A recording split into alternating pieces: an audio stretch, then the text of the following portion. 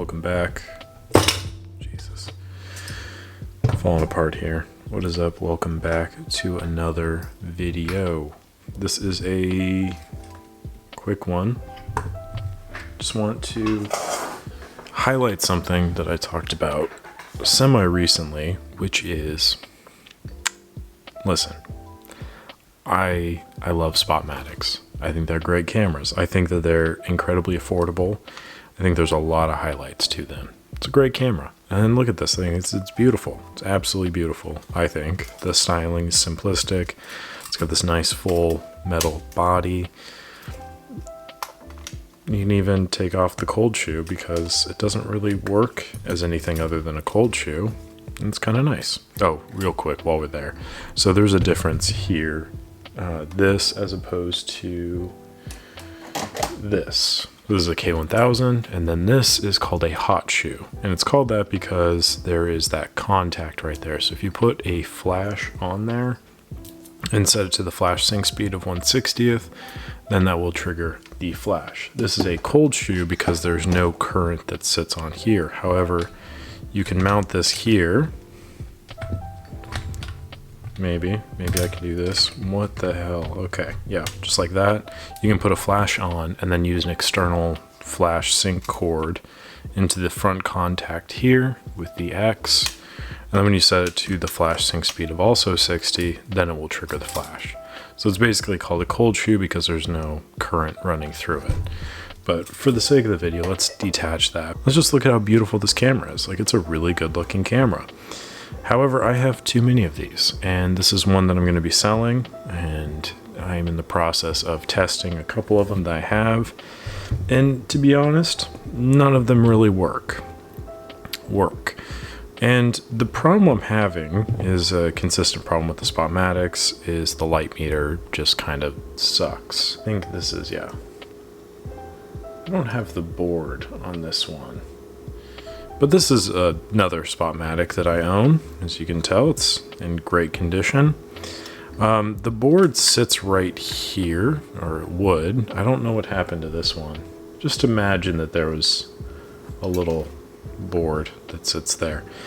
And I'll be honest, it is rudimentary, and that's being kind. Rudimentary is a very kind word to describe the functionality of the board. There's really just not much to talk about. So there's not a lot of faults, but the wiring is old, it's bad. Also, they use mercury batteries. So I've talked about this before in a video, but I'm going to readdress it here. And that is picture time. So basically, mercury batteries, they're used in this system. I think it was a 1.35 volt battery. And the power output would be, so say this is voltage and then this is time, a little graph there. And it stays pretty consistent up at here, and then there's a pretty harsh decline after a period of years or whatever it is. And then it kind of peters out from there. Modern batteries that use components that aren't going to kill you, such as alkaline, lithium, whatever you so choose, which also, to be fair, will kill you if you ingest them. Don't eat batteries. I feel like I shouldn't have to say that, but might as well just be more blatant about it. Modern batteries kind of go more gradual. They taper off gradually over time.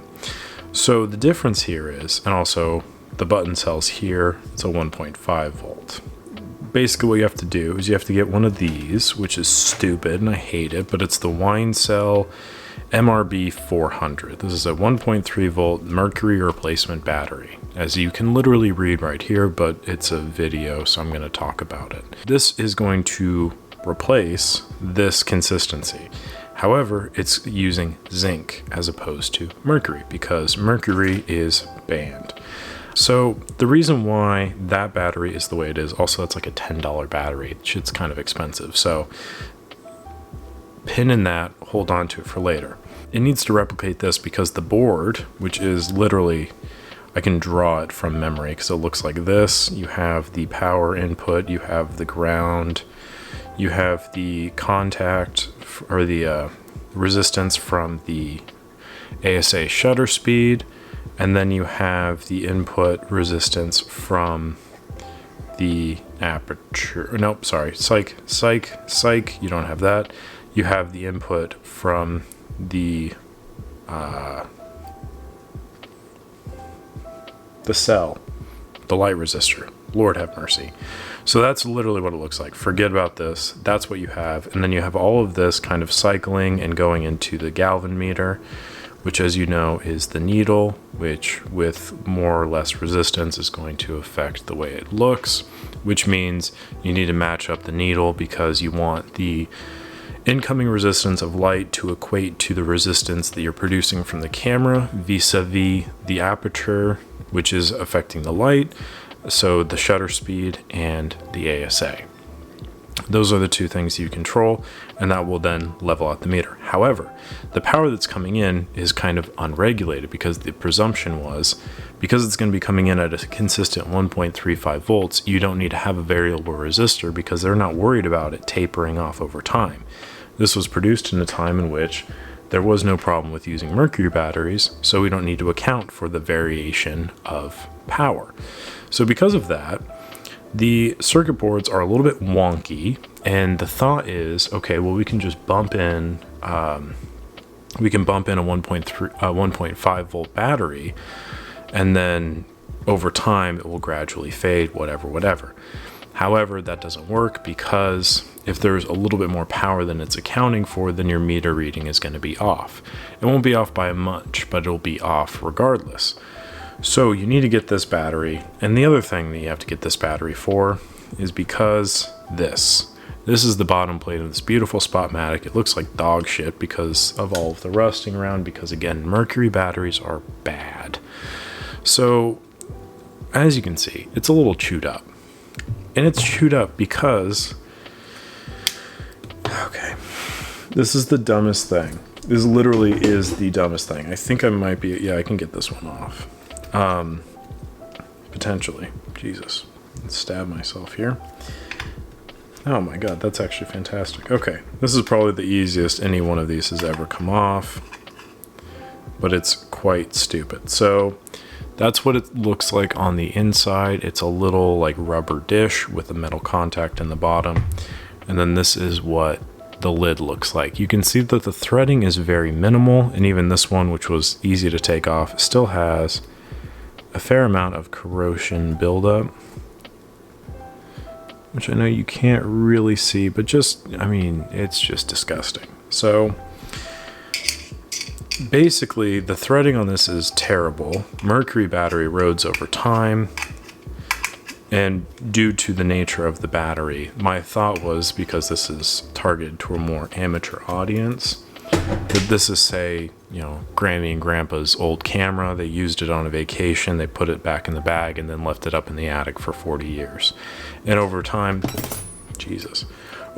battery corroded into the system, so it's very common to see them inaccessible due to corrosion. So now you're thinking, okay, well, no big deal. You can just access this from the bottom. No, you can't, because there's this rubberized dish, and it's kind of molded into the bottom plate of the camera. So it's very hard on the best of days to access this, but when it's corroded, you can't really get to it. So that leads me to my next point. All of my Spotmatics have some sort of issue. The boards are shit. Can't access the battery to even test the boards, to test if they have power, which they probably don't. And due to all of that, none of them work. Came around to the point. Who needs a script when you have a mind like mine? That was a joke. I need a script sometimes, but not in this particular case. So the point being is, they all don't really work. Bummer, right? Well, okay. Pin in that. I don't think it's the biggest deal in the world, because I don't really like the meters on these. I love this camera. I love the full metal construction. I love the mechanical nature of it. I think they're great. However, I almost prefer, this is the best example I have close by, but this is just a Pentax H1A. The H3 is my favorite, but for the purpose of this being closest, this is one of my favorite cameras. I love the front, I love the look of it. This one is great because it has the like first iteration of a frame counter. The other ones you had to like manually reset and stuff. This one is automatic, which is great. This is all mechanical, straight up. There's no light meter, there's nothing in it, it's just camera. And I love this camera more than anything. Also, it's a little bit smaller. So why do I like this? Because it's simple, it's streamlined. It is just a camera. And this, to me, is just a camera. I don't use the meter on these ever. I usually just use either my phone or an external meter. And I don't recommend that for everyone necessarily, but I do recommend that for these because they're not, like, the meters aren't great. They're not great by design. And part of me wants to go back and like try to figure that out and like reprint better meters, better boards, and then produce better meters and stuff like that. But to be honest, I don't have that kind of time nor that kind of know-how. Maybe one day, but for now, the current status is these just aren't going to work in that sense. Now you might get lucky, you might have one that does work, and if that's the case, fantastic. I'm so happy for you. But I think going into this camera experience, it's safe to presume that it's not going to work, and that's kind of okay because you're not really missing out on a whole lot anyway. I would recommend an external meter anytime I shoot with the Spotmatic just because you never really know. And that's pretty much it. I really just wanted to touch base on how difficult it is to access the part. Also, if you're looking for a Spotmatic battery, the wine cell, this is the one to get. It's the only one to get. They're going to be about $10, and you have to remove the contact and let it sit for about 30 minutes thereabout. If you want to get into Spotmatics, which I do recommend because I think they're great cameras, just bear in mind that the electronics leave a lot to be desired, and maybe one of these days I will figure it out. I'd like to revisit that topic later. But for now, this is just a quick little thing to say, hey, buy my cameras. And also, hey, buy Spotmatics. They're great. They got some flaws, but hey, who doesn't, you know? I've been saying hey a lot. I'm not a horse. Anyway, thank you very much for watching. Appreciate it as always. I hope you learned a thing or two. If you have any questions, comment down below. Let me know. Yeah, I think that's it. I think that's it for the video.